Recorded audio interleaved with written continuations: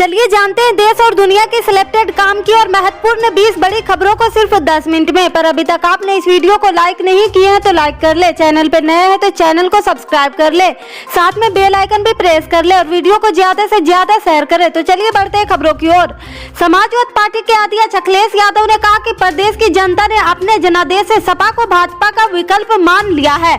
समाज के सभी वर्गों का समर्थन पार्टी के साथ है। इसी के फलस्वरूप ही जनता कार्यकर्ता के सहयोग से सपा की सीटें और मतदान प्रतिशत बढ़ा है। चुनाव के तुरंत बाद बढ़ती महंगाई, खराब कानून व्यवस्था और बढ़ते अत्याचार से भाजपा के विरोध जनता की नाराजगी और बढ़ गई है। अखिलेश ने कहा कि सच तो यह है कि भाजपा को संविधान और लोकतंत्र पर भरोसा नहीं है।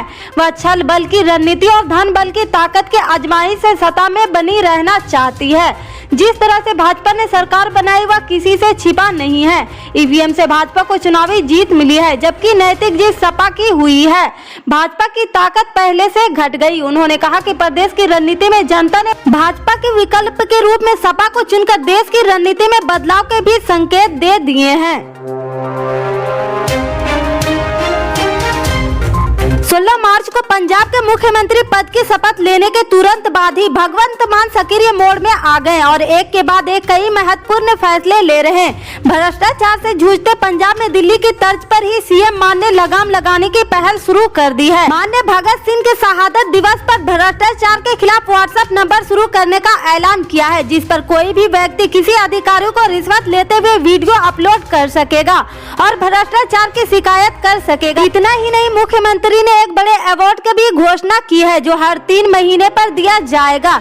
मुख्यमंत्री पद ग्रहण करने के तुरंत बाद मुख्यमंत्री मान ने हाल ही में हुई विधानसभा चुनाव में आम आदमी पार्टी को मिले भारी जनादेश का सम्मान करते हुए राज्य के सिविल और पुलिस प्रशासन के उच्च अधिकारियों को जनता के सेवक के रूप में अपने कर्तव्यों को निर्वहन करने का आह्वान किया।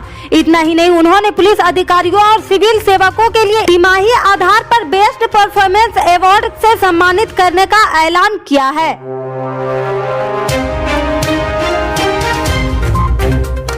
उत्तर प्रदेश विधानसभा चुनाव में बीजेपी की प्रचंड जीत के बाद मुख्यमंत्री पद के लिए योगी आदित्यनाथ का नाम लगभग तय माना जा रहा। वहीं समाजवादी पार्टी भले ही सूबे की सत्ता में वापसी न कर पाई हो, लेकिन विधायकों की संख्या बढ़कर 100 के पार हो गई। ऐसे में मुख्य विपक्षी दल सपा है। सपा प्रमुख अखिलेश यादव करहल विधानसभा से चुनाव जीते हैं, लेकिन चर्चा है कि वह विधायकी के बजाय संसद रहना ही पसंद करेंगे। ऐसे में सवाल उठता है कि संसद में बीजेपी को घेरने के लिए सपा का चेहरा कौन होगा। 16वीं विधानसभा में नेता विपक्ष रहे सपा नेता राम गोविंद चौधरी बलिया की बांसडीह सीट से विधानसभा चुनाव हार गए।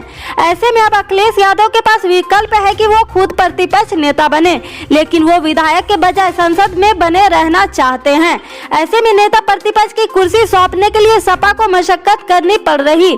दरअसल सदन में नेता प्रतिपक्ष उसी को बनाने की चर्चा है जो अपनी बात रखने की काबिलियत भी रखता हो। हालांकि सपा के कई दिग्गज नेता इस बार चुनाव जीतकर आए हैं। अखिलेश यादव के चाचा शिवपाल यादव जसवंत नगर से सपा के टिकट पर जीतकर आए हैं, तो पार्टी के वरिष्ठ नेता भी विधायक बने हुए हैं।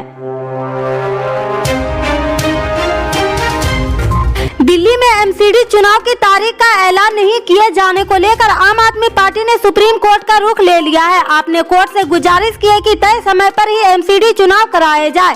आपने अदालत से राज्य चुनाव आयोग को केंद्र सरकार के हस्तक्षेप के बिना दिल्ली में स्वतंत्र, निष्पक्ष और तय समय पर चुनाव कराए जाने का निर्देश देने की मांग की है। बता दें कि कुछ दिन पहले राज्य चुनाव आयोग ने चुनाव की तारीख का ऐलान टाल दिया था।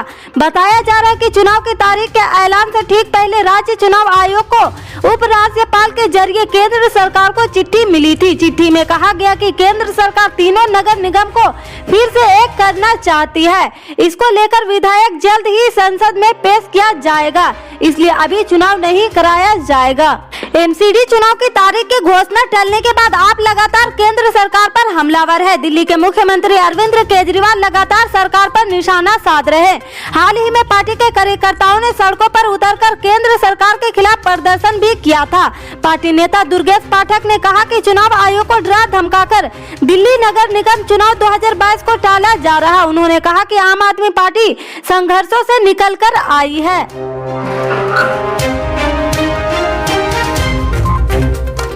बंगाल में सत्तारूढ़ तृणमूल कांग्रेस द्वारा आसनसोल लोकसभा सीट पर होने वाले उपचुनाव के लिए उम्मीदवार घोषित किए जाने के बाद बिहारी बाबू यानी शत्रुघ्न सिन्हा 20 मार्च से अपना चुनाव प्रचार शुरू करेंगे। उनके साथ उनकी बेटी और बॉलीवुड अभिनेत्री सोनाक्षी सिन्हा के भी प्रचार करने की संभावना है। आसनसोल लोकसभा व बालीगंज विधानसभा के लिए 22 अप्रैल को मतदान होने हैं। दूसरी ओर बंगाल की इन दोनों सीटों के लिए माकपा ने भी अपने उम्मीदवार का ऐलान कर दिया। आसनसोल संसदीय क्षेत्र से वाम मोर्चा के मनोनीत माकपा उम्मीदवार पार्थ मुखर्जी चुनाव लड़ेंगे, जबकि कोलकाता की बालीगंज विधानसभा सीट से पार्टी ने सायरा शाह हलीम को प्रत्याशी बनाया है। सायरा शाह बॉलीवुड अभिनेता नसरुद्दीन शाह की भतीजी है।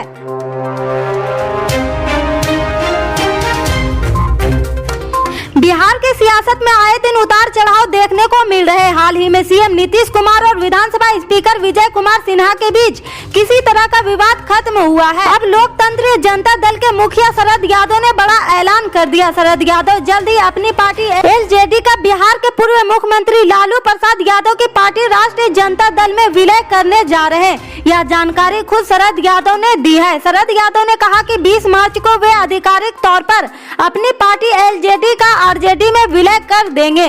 शरद यादव ने कहा कि इस मौके पर उनके दिल्ली स्थित निवास पर एक कार्यक्रम भी होगा। लालू यादव ने 3 अगस्त 2021 को नई दिल्ली में शरद यादव से मुलाकात की थी। शरद यादव से मुलाकात के बाद लालू ने सियासी मसलों को लेकर भी खुलकर बात की थी।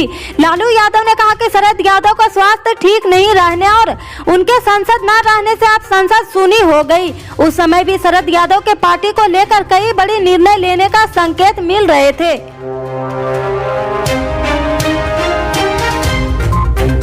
भाजपा के वरिष्ठ नेता और Udupi government pre university college development committee के उपाध्यक्ष यशपाल सुवर्णा ने कॉलेज परिसर में हिजाब पहनने की मांग करने वाली कर्नाटक उच्च न्यायालय का दरवाजा खटखटाने वाली लड़कियों को देशद्रोही बताया है, जो एक आतंकवादी संगठन की सदस्य थी।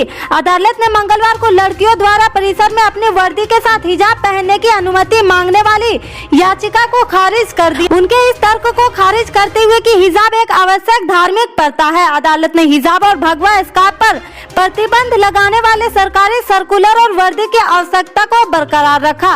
भाजपा के अन्य पिछड़ा वर्ग मोर्चा के राष्ट्रीय महासचिव सुवर्णा ने कहा कि लड़कियों ने एक बार फिर साबित कर दिया कि वे छात्रा नहीं बल्कि एक आतंकवादी संगठन की सदस्य है। उच्च न्यायालय के फैसले के खिलाफ बयान देकर वे विधान न्यायाधीशों की अवहेलना कर रही। उनका मीडिया में दिया बयान अदालत के अवमान्य करने जैसा है। इससे आगे के अपडेट्स को जानने के लिए जुड़े रहें हमारे राइट न्यूज के साथ। मिलते फिर बड़ी खबर में, तब तक के लिए जय हिंद।